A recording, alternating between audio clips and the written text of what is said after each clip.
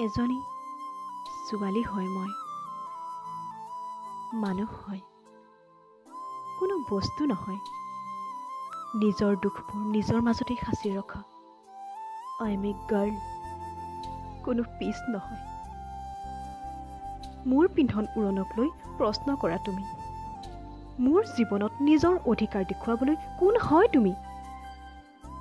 প্ৰত্যেকটো মোৰ কথা, প্ৰত্যেকটো মোৰ কামক ভুল বুলি কিয় কোৱা হয়?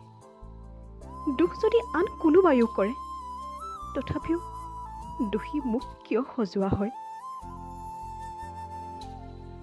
মই কোনো কাম কৰাৰ আগত মানুহ কিয় মোৰ মাজত সোমায়? মানুহে কি ক'ব, মানুহে কি কৰিব, মানুহে মানুহৰ ভয় দেখুৱায়। আন্ধাৰ হোৱাৰ পিছত ঘৰৰ পৰা বাহিৰত নোলাবা, মানুহে বেয়া বুলি ক'ব। চুৰ্ণি যাতে অকণো পৰি নাযায়, মানুহে কি ভাবিব? ৱাহ, সমাজৰ মতে মোৰ জীৱনৰ ৰুল ছেট হ'ব। যেনেদৰে তেওঁলোকে মোক অৰ্ডাৰ দিব, মই তেনেদৰে মানি চলিব লাগিব। মানুহৰ ভাৱনাৰ মতে মই নিজক সলনি কৰিব লাগিব। নিজৰ কটু কথাৰে আমনি কৰে মোক সমাজে, কিন্তু নিজৰ ওপৰত তেওঁলোকৰ অকণো গিল্টি নাই। কেতিয়া বুজি পাব এই সমাজে অকলশৰীয়া ছোৱালী এজনীৰ ৰেছপঞ্চিবিলিটি হয়, অপৰচুনিটি নহয়। মই যদি বাছ ষ্টেণ্ডত ৰৈ বাছৰ বাবে অপেক্ষাত থাকোঁ, তেতিয়াও বহুতে বেয়া নজৰে মোলৈ চায়।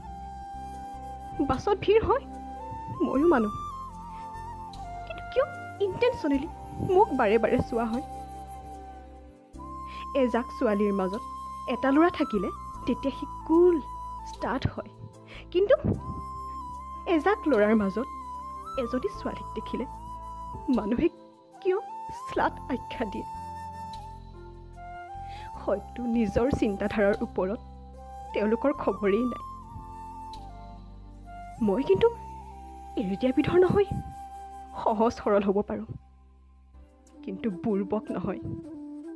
মোৰ জীৱন, মোৰ ইচ্ছা।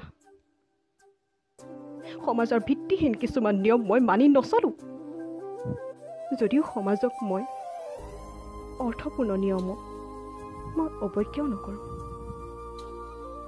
ভাল লাগিব যদি সমাজৰ প্ৰত্যেকজনে মোকো নিজৰ বা ভনী ইত্যাদিৰ চকুৰে চায়, তেতিয়া তেওঁলোককো মই সেই অনুযায়ী সন্মান দিম।